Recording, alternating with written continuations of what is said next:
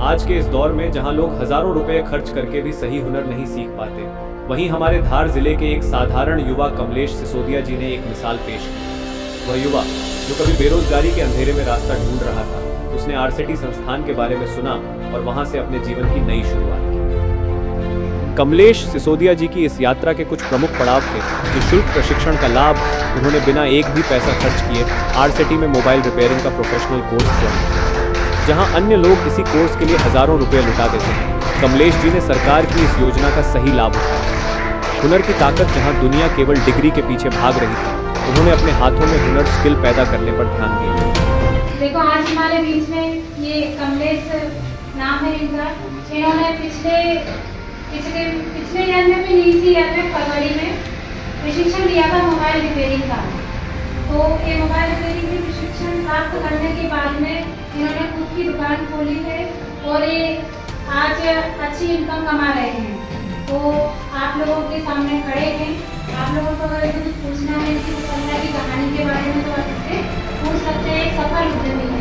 इसमें जो कमलेश सिसोदिया जी आए हैं, वैसे मैडम ने जैसा कि इनका परिचय दिया, अभी इसी फरवरी महीने में इन्होंने प्रशिक्षण लिया था और इनने शुरू में बैच के दौरान इन्होंने एक अपना प्लान बना लिया था कि मैं यहाँ सीखने के बाद स्वयं का स्वरोजगार स्थापित करूंगा। आज आप लोग देख रहे हैं जिस तरह आप यहाँ बैठ के सीख रहे हैं, उसी तरह कमलेश ने भी ऐसे ही जैसे आप सीख रहे वैसे इन्हें भी सीखा और आपके बीच में ये उपस्थित है। और आप अंतर देखिए, जहाँ आप बैठे और इनको यहाँ सम्मान मिल रहा है, उसके पीछे का कारण यह है कि सफल उद्यमी बन गए हैं। क्या बन गए हैं?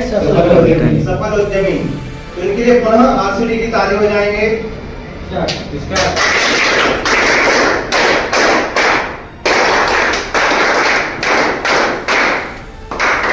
अब मैं कमलेश से आग्रह करूंगा कि ये थोड़ा सा हमको मोटिवेट करें, हम सभी को, कि इन्होंने किस तरह अपनी दुकान को खोला, शुरुआत कैसे करी और आज किस मुकाम पर हैं, ये अपना सफर बताएंगे आपको।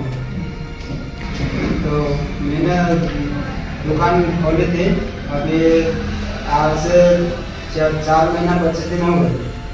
फर्स्ट में मेरे ऑलरेडी एक दुकान थी टेलर की, तो मेरे को लगा था कि उसी में दुकान चालू करूँ। और फिर बाद में भाई बोलता कि थोड़ा वेट कर। तो फिर बाद में वो भाई को बोल दिया था मैं कि अगर दुकान मिले तो मेरे को बता देना। तो भाई वहीं रहता रहा, टेलर तो है। फिर बाद में दुकान मिली सामने, तो मैं दुकान चालू करा। तो उस टाइम पे अपने पास बजट में नहीं था, ज़्यादा नहीं था, 25-30 हज़ार रुपये थे। तो उससे मैं अपनी दुकान चालू की। तो सामान को तो 30-35 हज़ार का कहीं नहीं आता, और मेरे को लगा कि दुकान तो मैं खोल दूँ।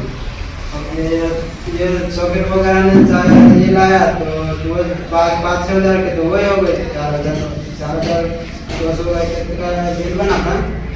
4 महीने का के बाद में चालू किया और एक महीने में फिर मेरी इनकम आगे मतलब 25 हज़ार लगभग आ गई थी। तो वही वाले पैसे में ना तो घर खर्चा किया, मैं कुछ भी नहीं। तो घर वाले बोलते थे, पापा ने बोलते थे तेरे पैसे तो ही रहो और दुकान बढ़ा। तो मैं जैसे 1 महीने का फिर सामान बढ़ाया, फिर दूसरे महीने में ऐसे करते अभी 1 लाख से प्लस मेरे पास सामान है अभी। तो अब आप जरा जैसे पूरा सामान मिल गया।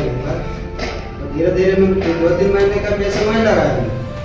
4 महीना 25 दिन हो गया और रात में सब सरकार को सम्मानित करना चाहता हूँ कि जैसे हमारे सर ने और जिला रखने आता, आपको प्रशिक्षण देने के लिए आता, सर के लिए एक बार पहले आज कमलेश सिसोदिया जी गर्व से कह सकते हैं कि उनके पास वो हुनर है जिससे वे अपना और अपने परिवार का भविष्य उज्जवल बना रहे हैं।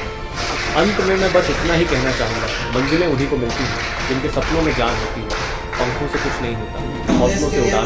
बोलूंगा कि जिंदगी जीना आसान नहीं होता, जिंदगी जीना आसान नहीं होता, बिना संघर्ष के कोई महान नहीं होता।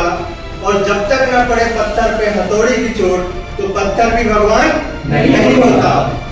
आत्मनिर्भरता ट्रेनिंग पूरी करने के बाद उन्होंने पीछे मुड़कर नहीं देखा और आज वह न केवल खुद का काम कर रहे हैं बल्कि एक सफल उद्यमी के रूप में अपनी पहचान बना चुके हैं। साथियों, ये कहानी सिर्फ एक व्यक्ति की नहीं है, ये कहानी है उस हर युवा की जो संसाधनों की कमी का रोना नहीं रोता बल्कि उपलब्ध अवसरों का लाभ उठाता है। आज कमलेश सिसोदिया जी गर्व से कह सकते हैं कि उनके पास वो हुनर है जिससे वे अपना और अपने परिवार का भविष्य उज्जवल बना रहे हैं।